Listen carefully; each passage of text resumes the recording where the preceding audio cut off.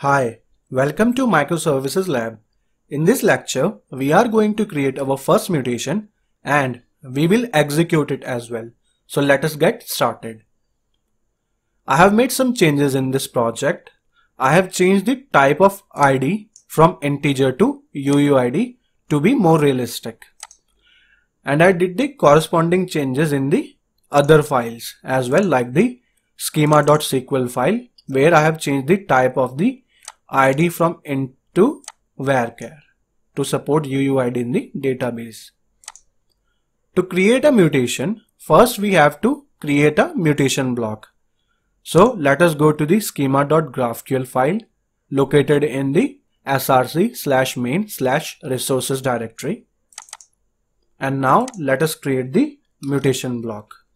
We already have a query block here which holds all the queries in our application, and similarly we will create a mutation block which will hold all the mutations in our application. Now to create a mutation, we have to give it a name. So I will be using this mutation to create a book, so I will name it create book. Now we have to specify the arguments. So our mutation will take name of type string and pages of type int. Why only the name and pages arguments, not the ID? Because we will generate ID by ourselves. And this mutation will create a book and it will return the ID of the newly generated or newly created book. The ID is a UUID, but we will use string over here. The reason of choosing string is that by default the GraphQL Java API doesn't support the UUID. So we have to use string instead of UUID. But in later lectures, we will create our own UUID scalar so that we can use the UUID scalar directly instead of string. But for now, we will use string over here. So this mutation, the create book, takes two arguments, name of type string, pages of type int, and it returns the UUID of the newly created book in form of a string. So we have successfully created a mutation block and a mutation. Now the next step is to create a new method in the repository that will create a new book. So we will go to the book repository class and we'll create a new method that will create a book. So public void create book. This will take a book. So book. And the first step is to generate a UUID for a book. So UUID book ID equals to UUID dot random UUID. And now we will set this UUID in the book object, book.setID, book ID. Now the next step is to use the database client to insert this book into the database. So database client dot insert, this will insert the book, and we will insert the book into the books table, which is mapped to the book class, book.class. As you can see in the book class, we have already mapped it to the books table, so we don't have to specify it over here. And we will use the book object,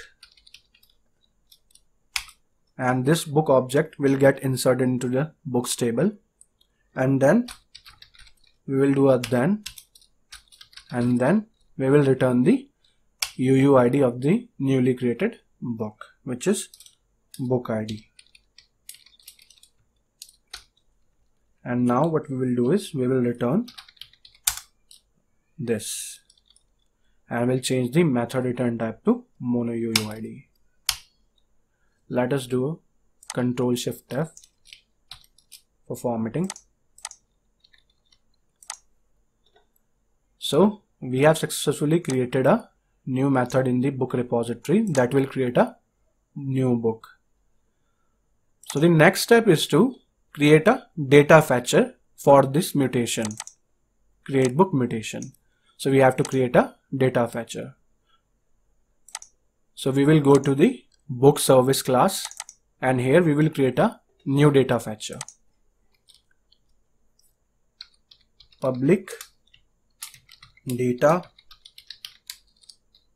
fetcher completable future. The reason why we are using completable future is that the GraphQL Java API doesn't support the reactors type like the mono and flux. So we can't use a mono or flux. So we have to convert those types into the completable future. Only in case of a subscription, we can use the publisher type. But for every other case, like in case of a query or a mutation, we have to use completable future. So we will return the string, as GraphQL Java API doesn't by default supports the UUID. So we will give it a string instead of UUID, and we will name the method as create book. And now we will use the data fetching environment, which is exactly env here. First thing is that we will fetch the arguments from this data fetching environment. So we have specified two arguments. One is the name of the book and other is the pages in the book. So we will fetch those arguments first. So env.get argument, and the name of the first argument was name, and we will assign this to a local variable string name, and then int pages equals to env.get argument pages. And now we will use the book repository to insert this book object that we will create right now. Book repository dot create book new book, and we will use the second constructor which takes name and pages, and basically this will return the mono of UUID, but we have to convert it into the completable future. So to future, but before doing that we have to convert the UUID into string. So we can do that. We will use map, and we will use object : toString to convert it into string, and then we will do toFuture to convert this mono into completable future, and we can return this. So we have successfully created our data fetcher for creating a book. We can do a Control Shift F over here. So we have successfully created our data fetcher for creating a book. Now the next step is to map this data fetcher with this mutation. So let us do that. We have to do that in the GraphQL application where we have defined the GraphQL bean. We already have defined two mappings over here, two type wirings, one for the getBook query and other for the getBooks query. We will do same thing but for the mutation. So we will copy this and we'll paste it over here. So this time we are not specifying a query but specifying a mutation. So we have to change the type to mutation, and the name of the mutation was create book, and the data fetcher was book service dot create book. So with this we are now ready to execute our first mutation. So let us do that, but first let us start the Spring Boot app. Run as Spring Boot app.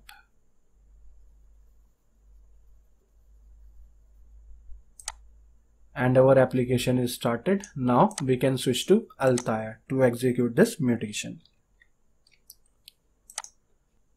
Now the first thing we are going to do is we will fetch the schema. So click on the reload docs button and now go to the docs. Now you can see that we have a new section over here called mutation. Let us click on this and you will see that our new mutation is listed over here. Create book, that takes two arguments, name of type string and pages of type int, and it returns a string. Let us use this mutation. So to execute a mutation, we have to proceed the query with the mutation keyword.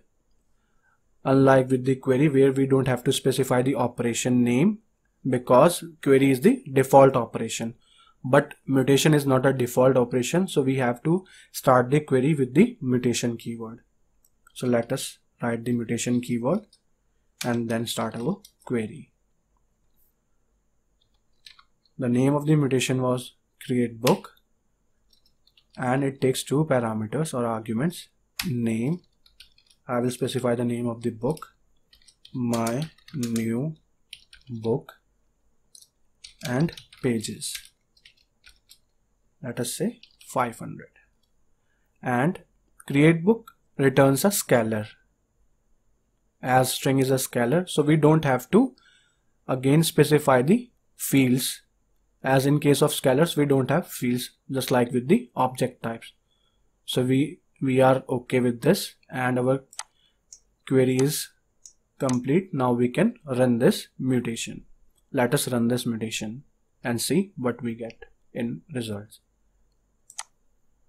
As you can see that we get an ID, this. It means that our book is successfully created in the database. But to verify it, let us do a fetch. So I will click on this button over here, add new, and here I will write a query. As we have two queries, get book and get books, we will use get book. So get book, I will pass the ID that I copied just. And as this returns a book which is not a scalar type and it is object type, so we have to specify the fields. So I will fetch name, ID and pages. Let us run this query. As you can see that the book we have created is fetched successfully with the name my new book and pages 500 that we have specified in our mutation. So this is how a mutation is created and this is how we execute a mutation. So I hope you will get something from this lecture. Please share and subscribe to this channel. Thank you.